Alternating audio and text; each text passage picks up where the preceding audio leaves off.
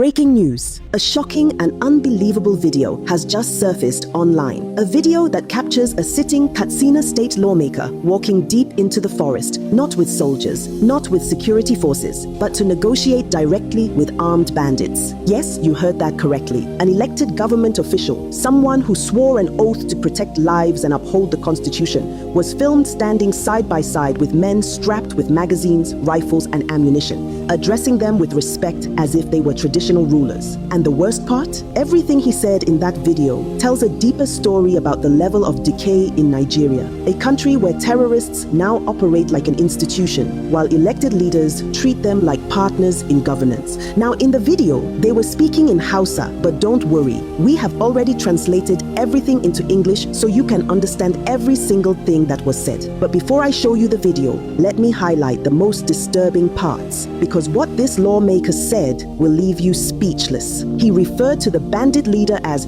the Grand Commander of Peace. He proudly said they reached an agreement with the bandits and that no citizen of Bakori LGA should be kidnapped again, as if the bandits are now the ones deciding who stays safe and who gets abducted. He begged the government to stop attacking peaceful bandits, claiming that military raids were taking them backward. He asked the government to build hospitals for the bandits and provide water and other amenities so that they too can enjoy the dividends of democracy. He even said little crimes like theft should be ignored because it happens everywhere as long as the bandits don't kidnap or kill people. All these from an elected lawmaker of a state in Nigeria. A man who is supposed to represent the people is now speaking on behalf of bandits, defending them, negotiating with them, and begging the government to stop security operations. This is the point Nigeria has reached. Let me leave you to watch the video for yourself. I will be back with my full opinion. The chairman of the Bakori local government, Honorable Abubakar Barde, along with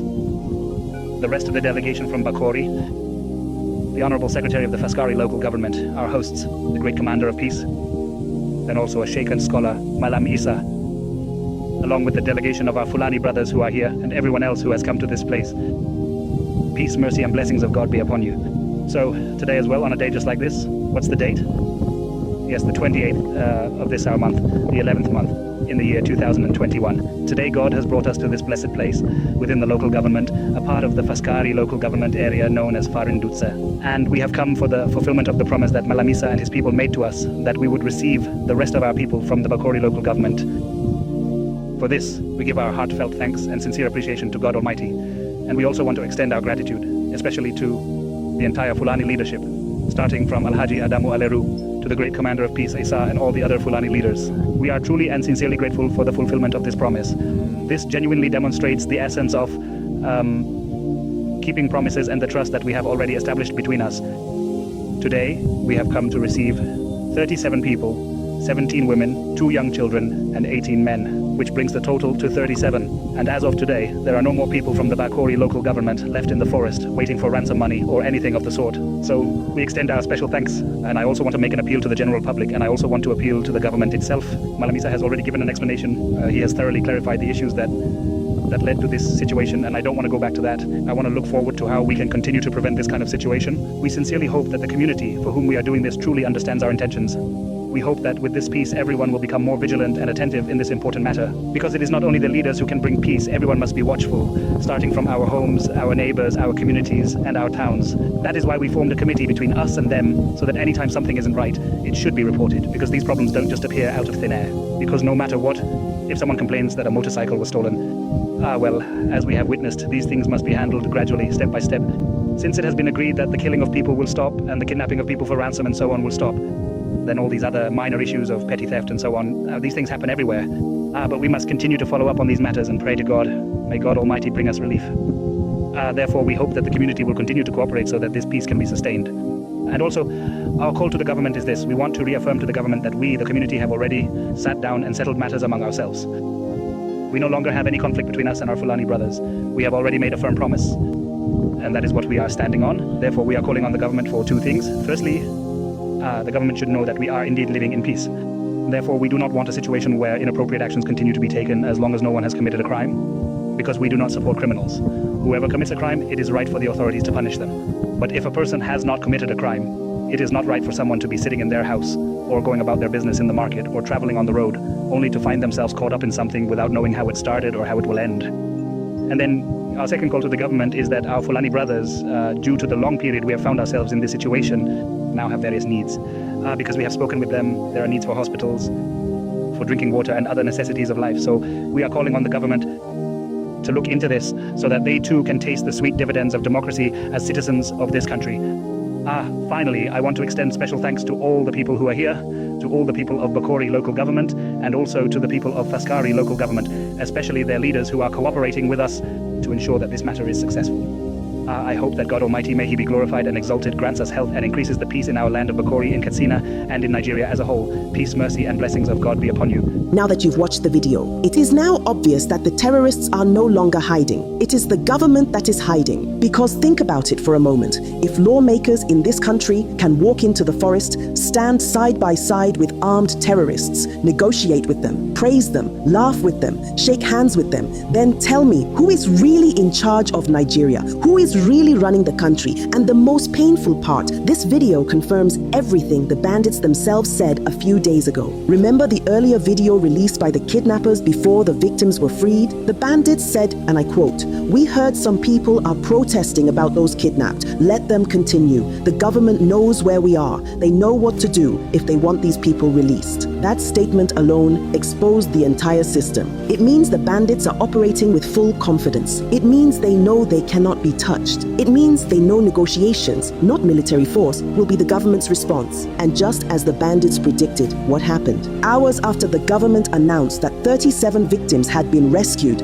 another video emerged, the bandits celebrating and clearly stating that the government paid them, not rescued, not freed by force, not saved by soldiers, but paid for. And then government officials come on TV smiling, doing press conferences, saying, "We rescued them successfully." Rescue. Where is the arrest? Where is the operation? Where are the criminals? Because every time the Nigerian government claims a successful rescue, the bandits themselves release evidence showing the truth. Money exchanged hands, lives were bought back, and criminals became richer and stronger. What happened in Kwara State is not new. It is part of a pattern, a dangerous pattern. Let me remind you. 1. Kankara schoolboys, Katsina. 344 children kidnapped under Buhari. What did the government do? Negotiated, paid ransom, bandits released the boys and walked away free. 2. Bethel Baptist School, Kaduna. Over 100 students abducted. Parents were forced to pay ransom in batches. Government did nothing. Abuja Kaduna train attack, 2022. The terrorists did a full media campaign. They granted interviews. They negotiated publicly. They even recorded videos of hostages being flogged. All this time, the military looked confused. At the end, hostages were released, again through negotiation.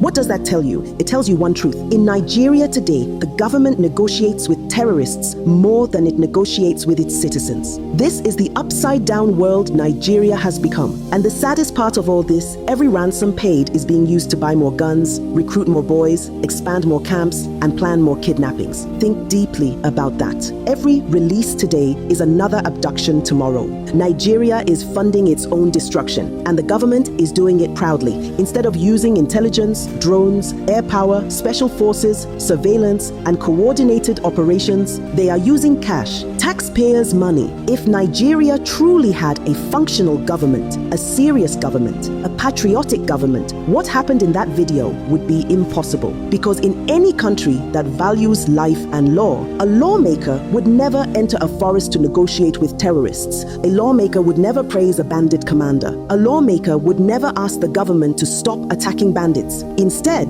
that lawmaker would be arrested immediately for aiding terrorism. But in Nigeria, he will return home to applause. He will hold meetings. He will continue receiving salary. He will attend political events. And nobody, absolutely nobody, will question him. Because the truth is, bitter terrorism in Nigeria survives because the Nigerian government allows it. Bandits are strong because the government is weak, or worse, compromised. And until Nigerians themselves decide that enough is enough, nothing will change. This Kwara incident is not the beginning, and it will not be the end, but it is one of the clearest proofs yet that the country is drifting into a place where terror is no longer a threat. It is becoming an institution, and that should terrify every single person who still believes Nigeria will magically fix itself. Because right now, the government is not fighting terror. The government is managing it, negotiating with it, encouraging it, and normalizing it. And a country that normalizes terror is a country that is slowly dying. God help the innocent people still living in this system.